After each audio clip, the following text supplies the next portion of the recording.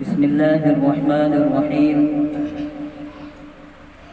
خواتین اسلام کے کارنامے۔ الحمدللہ وکفی وسلام علی عباده الذین اصطفی، اما بعد فاعوذ باللہ من الشیطان الرجیم، بسم اللہ الرحمن الرحیم۔ من عمل صالحا من ذکر او انثى وهو مؤمن فلنحيينه حياة طيبة ولنجزينهم أجرهم بأحسن ما كانوا يعملون۔ وقال رسول الله صلى الله عليه وسلم: طلب العلم فريضة على كل مسلم ومسلمة، أو كما قال عليه الصلاة والسلام۔ سبحان ربك رب العزة عما يصفون، وسلام على المرسلين، والحمد لله رب العالمين۔ ہر انسان کا مقصد زندگی اللہ رب العزت کی بندگی ہے۔ ارشاد باری تعالی ہے: افحسبتم انما خلقناکم عبثا، یا تم یہ گمان کرتے ہو کہ تم بے فائدہ پیدا کیے گئے ہو؟ وَأَنَّكُمْ إِلَيْنَا لَا تُرْجَعُونَ، اور کیا تم ہماری طرف لوٹائے نہیں جاؤ گے؟ اور دوسری جگہ ارشاد فرمایا: وَمَا خَلَقْتُ الْجِنَّ وَالْإِنسَ إِلَّا لِيَعْبُدُونَ، کہ ہم نے جنوں اور انسانوں کو نہیں پیدا کیا مگر اپنی عبادت کی خاطر۔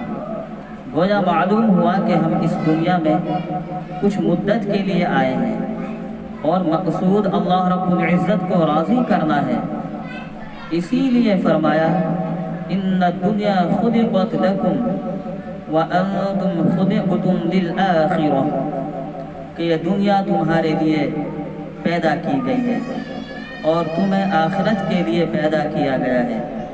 اس فرمان کے پیش نظر ہم نے دنیا میں رہ کر آخرت کی تیاری کرنی ہے، اور یہ آخرت کی تیاری مرد اور عورت دونوں کی ذمہ داری ہے۔ عورتوں میں عام طور پر یہ غلط فہمی پائی جاتی ہے کہ ولایت یعنی ولی کا درجہ تو فقط مرد ہی حاصل کر سکتے ہیں، عورتوں کے لیے تو صرف نماز، روزہ اور گھر کے کام کاج ہوتے ہیں۔ اس بات کو اچھی طرح سمجھنے کی ضرورت ہے کہ گھر سے باہر دین کی محنت کرنا مردوں کی ذمہ داری ہے، اور گھروں کی حدود میں رہ کر دین کی محنت کرنا عورتوں کی ذمہ داری ہے۔ جس طرح مردوں کے لیے دین کا علم حاصل کرنا ضروری ہے، اسی طرح عورتوں کے لیے بھی دین کا علم حاصل کرنا ضروری ہے۔ اسی لیے تو ہمارے آقا سردار صلی اللہ علیہ وسلم نے ارشاد فرمایا: طلب العلم فریضۃ علی کل مسلم و مسلمہ، دین کا علم حاصل کرنا ہر مسلمان مرد اور عورت پر فرض ہے۔ اگر دین کا علم نہیں ہوگا تو انسان اس کے مطابق کیسے زندگی گزار سکے گا؟ ہمیں چاہیے کہ دین کا علم حاصل کریں اور اللہ رب العزت کی رضا کے لیے اس پر عمل کریں۔ احادیث میں بہت سی ایسی مثالیں ملتی ہیں کہ صحابیات دین کا علم حاصل کرنے کے لیے بےتاب رہتی تھی۔ ایک صحابیہ نبی اکرم صلی اللہ علیہ وسلم کی خدمت میں حاضر ہوئی اور عرض کیا: اے اللہ کے محبوب صلی اللہ علیہ وسلم، مرد حضرات تو آپ صلی اللہ علیہ وسلم سے بہت سی احادیث سن لیتے ہیں،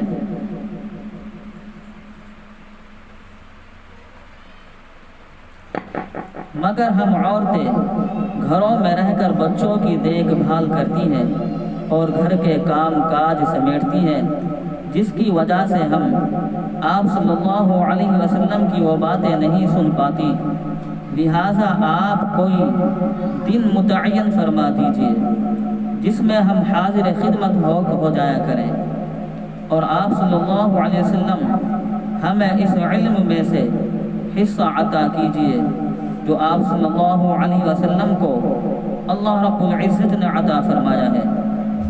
چنانچہ نبی اکرم صلی اللہ علیہ وسلم نے بدھ کا دن متعین فرما دیا۔ اس طرح ہر بدھ کو صحابیات جمع ہوتی تھی اور نبی اکرم صلی اللہ علیہ وسلم پر نبی اکرم صلی اللہ علیہ وسلم پردے میں ان کو دین سکھایا کرتے تھے۔ ایک مرتبہ ایک صحابیہ رضی اللہ عنہا نے پوچھا، اے اللہ کے نبی صلی اللہ علیہ وسلم، مرد لوگ تو ہم سے عبادت میں آگے نکل گئے کیونکہ وہ جنازے کی نماز کے لیے آپ کے ہمراہ جاتے ہیں، جہاد میں آپ صلی اللہ علیہ وسلم کے ساتھ حصہ لیتے ہیں اور مسجد میں جا کر جماعت کے ساتھ نماز ادا کرتے ہیں، جبکہ ہم عورتیں تو گھر کی چار دیواریوں میں ہی رہتی ہیں اور ہم نیکیوں کے اتنے بڑے کام نہیں کر پاتی۔ نبی اکرم صلی اللہ علیہ وسلم نے ارشاد فرمایا کہ سوال پوچھنے والی نے بہت اچھا سوال پوچھا ہے۔ پھر آپ صلی اللہ علیہ وسلم نے ارشاد فرمایا کہ جو عورت گھر کے کونے میں نماز پڑھ لیتی ہے، اللہ رب العزت اس کو اس مرد کے برابر اجر عطا فرماتے ہیں جو مسجد میں جا کر تکبیر اولیٰ کے ساتھ باجماعت نماز پڑھتا ہے۔ پھر فرمایا کہ جو عورت اپنے بچے کی خاطر رات کو جاگتی ہے، اس کو اللہ رب العزت اس مرد مجاہد کے برابر اجر دیتے ہیں جو دشمن کی سرحد پر رات کو جاگ کر پہرا دیتا ہے۔ سبحان اللہ۔ حافظ ابن قیم رحمۃ اللہ علیہ کے مطابق صحابہ کرام رضی اللہ عنہم اجمعین کی تعداد 1,24,000 تھی۔ ان میں سے فقہاء صحابہ یعنی وہ صحابہ جن کو اللہ تعالیٰ نے دین میں تفقہ زیادہ عطا کر دیا تھا، یعنی علم فقہ سکھانا سمجھنا، اور لوگ ان سے مسائل پوچھ کر ان پر عمل کرتے تھے، ان کی تعداد 149 تھی۔ ان 149 میں سے بھی 14 حضرات ایسے تھے کہ باقی لوگ ان کے قول کے آنے پر اپنے قول سے رجوع کر لیا کرتے تھے، یعنی وہ اہل علم تھے، یعنی وہ عالم تھے، اور علماء وقت میں بھی ان کی اقتداء کیا کرتے تھے۔ اور 14 شخصیات میں سیدہ عائشہ صدیقہ رضی اللہ عنہا کا نام بھی شامل ہے۔ گویا دین کا علم رکھنے والے چوٹی کے صحابہ میں سیدہ عائشہ صدیقہ رضی اللہ عنہا بھی شامل تھی۔ بڑے بڑے جید صحابہ پردے کے پیچھے بیٹھ کر ام المؤمنین حضرت عائشہ صدیقہ رضی اللہ عنہا سے نبی کریم صلی اللہ علیہ وسلم کی ازدواجی زندگی کے متعلق مسائل پوچھتے تھے، اور سیدہ عائشہ رضی اللہ عنہا ان کے کافی وافی اور شافی جواب دیا کرتی تھی۔ اللہ رب العزت نے ان کو اتنا علم دیا تھا کہ نبی کریم صلی اللہ علیہ وسلم نے ارشاد فرمایا کہ میری عائشہ تو آدھا دین ہے۔ معلوم ہوا کہ عورتیں علم دین کے میدان میں مردوں سے پیچھے نہیں رہی۔ بعض خوبیاں تو ایسی ہیں جن میں عورتیں مردوں سے بھی بازی لے گئی، اور اول نمبر ہے۔ نمبر 1، مثال کے طور پر امت محمدیہ صلی اللہ علیہ وسلم میں لسان نبوت سے قرآن مجید سننے کی سعادت سب سے پہلے عورت نے حاصل کی، جن کا نام خدیجہ الکبریٰ تھا۔